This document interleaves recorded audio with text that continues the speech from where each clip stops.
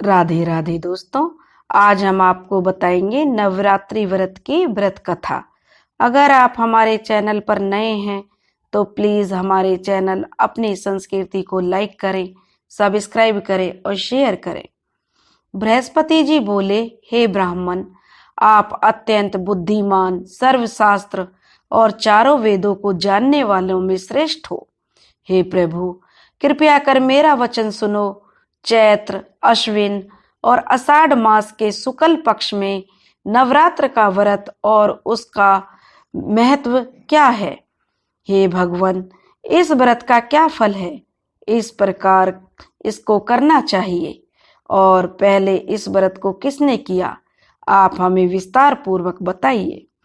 बृहस्पति जी का प्रश्न सुनकर ब्रह्मा जी कहने लगे, हे बृहस्पति, प्राणियों के हित के लिए आपने बहुत ही उत्तम प्रश्न पूछा है। जो मनुष्य मनोरथ पूर्ण करने वाली देवी दुर्गा, महादेवी, सूर्य और नारायण का ध्यान करते हैं, वे मनुष्य धन्य हैं। यह नवरात्र व्रत संपूर्ण कामनाओं को पूर्ण करने वाला है।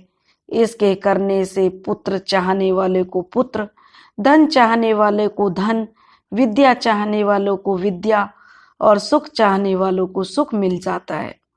इस व्रत को करने से रोगी मनुष्य का रोग दूर हो जाता है और जो कारागार में मनुष्य के बंधनों से छूट जाता है। मनुष्य की तमाम आपत्तियां दूर हो जाती हैं और उसके घर में संपूर्ण संपत्तियां आकर उपस्थित हो जाती हैं। बंध्या और काक बंध्या को भी इस व्रत के करने से पुत्र प्राप्त होता है।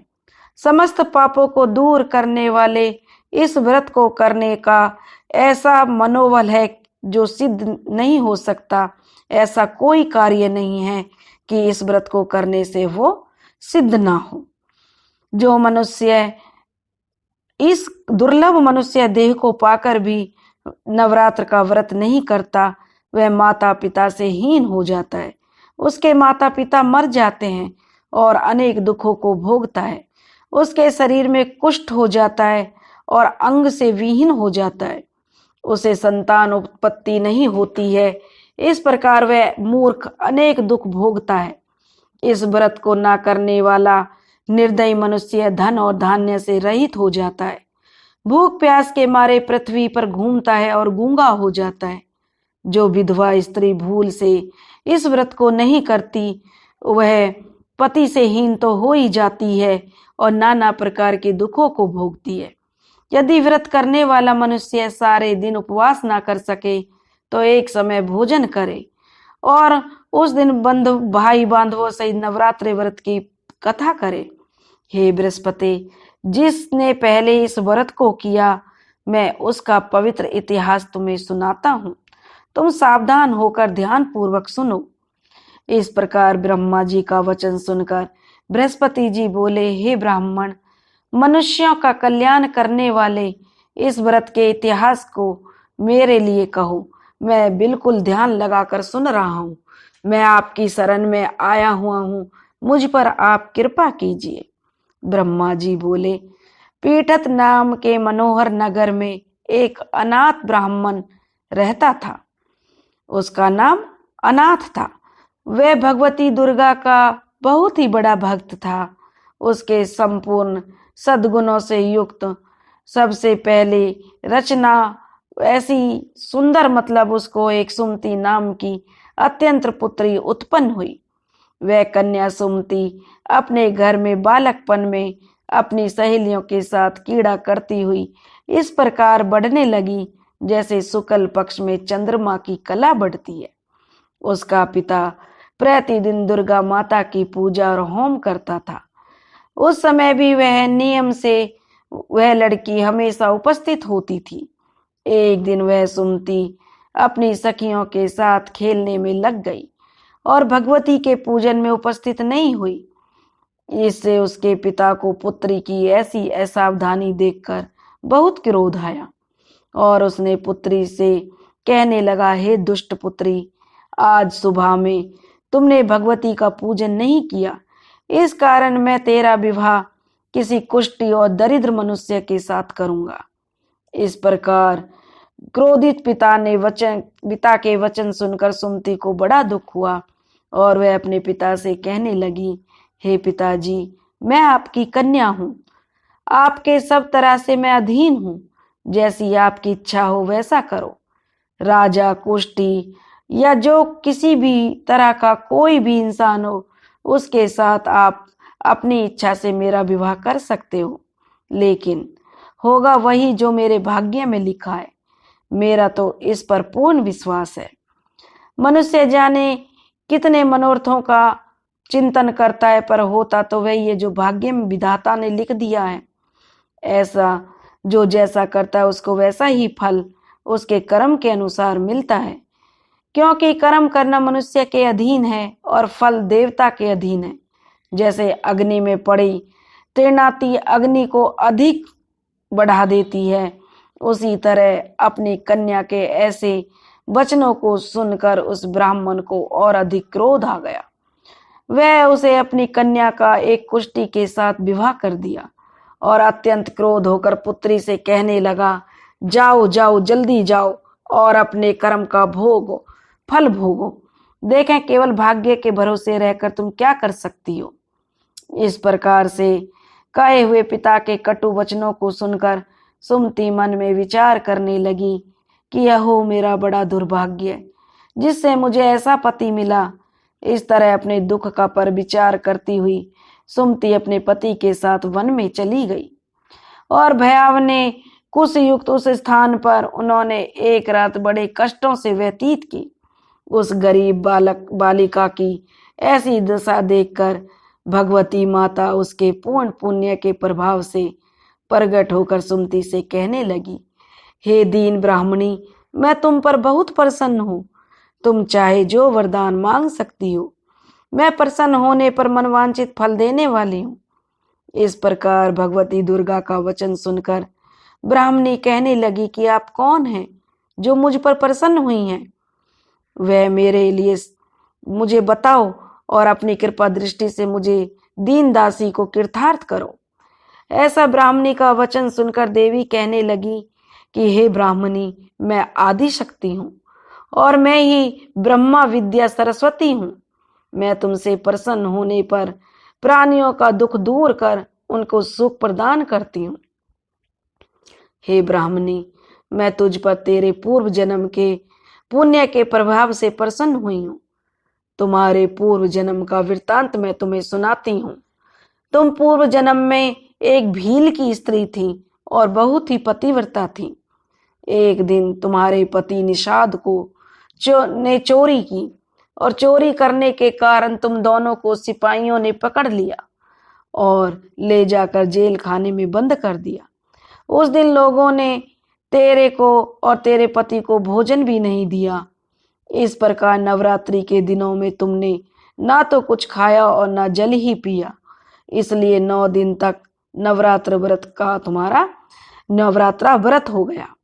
हे ब्राह्मणी, उन दिनों में जो व्रत हुआ उस व्रत के प्रभाव से मैं प्रसन्न होकर तुम्हें मनवांछित वस्तु दे रही हूँ। तुम्हारी जो इच्छा है वरदान मांग लो। इस प्रकार दुर्गा माता के कहे हुए वचन सुनकर ब्राह्मणी बोली कि माता, अगर आप मुझ पर प्रसन्न हैं तो हे दुर्गे, मैं आपको प्रणाम करती हूँ। कृपया करके मेरे पति को कुष्ठ रोग को दूर करो।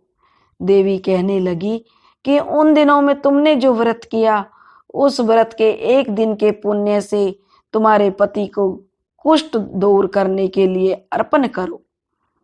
मेरे प्रभाव से तेरा पति कुष्ठ से ठीक हो जाएगा और सोने के समान शरीर वाला हो जाएगा। ब्रह्मा जी बोले। इस प्रकार देवी का वचन सुनकर वह ब्राह्मणी बहुत प्रसन्न हुई और अपने पति को निरोग करने की इच्छा उसका पति ठीक हो गया। वह बोली, तब उसके पति का शरीर भगवती दुर्गा की कृपा से कुष्ठहीन होकर अति कांति युक्त हो गया, जिसकी कांति के सामने चंद्रमा की कांति भी क्षीण प्रतीत हो रही थी। वह ब्राह्मणी पति को मनोहर देह को देखकर देवी को अति पराक्रम वाली समझकर स्तुति करने लगी। हे दुर्गे, हे दुर्गंते, आप दुख दूर करने वाली हो, तीनों जगत का संताप हरने वाली हो, समस्त दुखों को दूर करने वाली हो, रोगी मनुष्य को निरोग करने वाली, प्रसन्न होने पर मनवांछित वस्तु देने वाली और दुष्ट मनुष्य का नाश करने वाली हो। तुम ही सारे जगत की माता और पिता हो। हे अम्बे, मुझ अपराध रहित अबला की मेरे पिता ने कुष्टी के साथ विवाह कर मुझे घर से निकाल दिया। उसकी निकाली हुई पृथ्वी पर घूमने लगी हूँ। आपने ही मेरा इस विपत्ति रूपी समुद्र से उद्धार किया है। हे देवी, आपको मैं बार बार प्रणाम करती हूँ, मुझ दीन की रक्षा कीजिए। ब्रह्मा जी बोले, हे बृहस्पति, इस प्रकार उस सुमति ने मन से देवी की स्तुति की। उससे हुई स्तुति सुनकर देवी को बहुत संतोष हुआ और वह ब्राह्मणी पर बहुत प्रसन्न हुई और ब्राह्मणी से कहने लगी कि हे ब्राह्मणी, उदालय नाम का एक अति बुद्धिमान, धनवान, कीर्तिवान और जितेंद्रिय पुत्र शीघ्र ही तेरे पैदा होगा। ऐसा कहकर देवी उस ब्राह्मणी से फिर कहने लगी कि हे ब्राह्मणी, और जो कुछ तेरी इच्छा है वही मनवांछित वस्तु तू मांग सकती है। ऐसा भगवती दुर्गा का वचन सुनकर सुमति बोली, हे भगवती दुर्गे, अगर आप मेरे ऊपर प्रसन्न है तो कृपया करके मुझे नवरात्रि व्रत की विधि बतलाइए। हे दयावंती, जिस विधि से नवरात्र व्रत करने से आप प्रसन्न होती हैं, उस विधि और उसके फल को मेरे लिए विस्तार पूर्वक वर्णन कीजिए। इस प्रकार ब्राह्मणी के वचन सुनकर देवी दुर्गा कहने लगी, हे ब्राह्मणी, मैं तुम्हारे संपूर्ण पापों को दूर करने वाली नवरात्र व्रत की विधि बतलाती हूँ, जिसको सुनने से तमाम पापों से छूटकर मोक्ष की प्राप्ति होती है। अश्विन मास के शुक्ल पक्ष की प्रतिपदा से लेकर 9 दिन तक की विधि पूर्वक व्रत करे। यदि दिन भर व्रत ना कर सके तो एक समय भोजन करे। पढ़े लिखे ब्राह्मण से पूछकर कलश स्थापना करें और वाटिका बनाकर उसको प्रतिदिन जल से सींचे। महाकाली, महालक्ष्मी, महासरस्वती इनकी मूर्तियां बनाकर उनकी नित्य विधि सहित पूजा करें और पुष्पों से विधि पूर्वक अर्घ्य दें। बिजौरा के फूल से अर्घ्य देने से रूप की प्राप्ति होती है। जायफल से कीर्ति, दाख से कार्य की सिद्धि होती है। आंवले से सुख और केले से आभूषणों की प्राप्ति होती है। इस प्रकार फलों से अर्घ्य देकर यथा विधि हवन करें। खांड, घी, गेहूं, शहद, जौ, तिल, विलव, नारियल, दाख और कदम, इनसे हवन करें। गेहूं से होम करने से लक्ष्मी की प्राप्ति होती है। खीर व चंपा के पुष्पों से धन और पत्तों से तेज और सुख की प्राप्ति होती है। आंवले से कीर्ति और केले से पुत्र रत्न की प्राप्ति होती है। कमल के बीजों से हवन करने से राज सम्मान और दाख से सुख संपत्ति की प्राप्ति होती है। खांड, घी, नारियल, जौ और तिल, इनसे तथा फलों से होम करने से मनवांछित वस्तु की प्राप्ति होती है। व्रत करने वाला मनुष्य इस विधान से होम कर आचार्य को अन्यत्र नम्रता से प्रणाम करे और व्रत की विधि और सिद्धि के लिए उसे दक्षिणा दे। इस महाव्रत को पहले बताई हुई विधि के अनुसार जो कोई करता है उसके सब मनोरथ सिद्ध हो जाते हैं, इसमें तनिक भी संदेह नहीं है। इन 9 दिनों में जो कुछ दान किया जाता है उसका करोड़ों गुना मिलता है। इस नवरात्रि के व्रत करने से अश्वमेघ यज्ञ का फल मिलता है। हे ब्राह्मणी, इस संपूर्ण कामनाओं को पूर्ण करने वाले उत्तम व्रत को तीर्थ, मंदिर अथवा घर में ही विधि के अनुसार करें। ब्रह्मा जी बोले, हे बृहस्पति, इस प्रकार ब्राह्मणी को व्रत की विधि और फल बताकर देवी अंतर्ध्यान हो गई। जो मनुष्य या स्त्री इस व्रत को भक्ति पूर्वक करता है वह इस लोक में तमाम सुख पाकर अंत में दुर्लभ मोक्ष को प्राप्त होता है। हे बृहस्पति, यह दुर्लभ व्रत का महात्म्य मैंने तुम्हारे लिए बतलाया है। बृहस्पति जी कहने लगे, हे ब्राह्मण, आपने मुझ पर अति कृपा की जो अमृत के समान इस नवरात्र व्रत का महात्म्य सुनाया है। प्रभु, आपके बिना और कौन इस महात्म्य को सुना सकता है। ऐसे ही बृहस्पति जी के वचन सुनकर ब्रह्मा जी बोले, हे बृहस्पति, तुमने सब प्राणियों का हित करने वाले इस अलौकिक व्रत को पूछा, इसलिए तुम धन्य हो। यह भगवती शक्ति संपूर्ण लोकों का पालन करने वाली है। इस महादेवी के प्रभाव को कौन नहीं जानता। हे दोस्तों, हे माता रानी, जैसे आपने उस ब्राह्मणी पर कृपा करी, ऐसे इस कहानी कहने वाले और इस कहानी को सुनने वाले सब पर अपनी कृपा करना, सबकी मनोकामनाएं पूरी करना। बोलो दुर्गा माता की जय।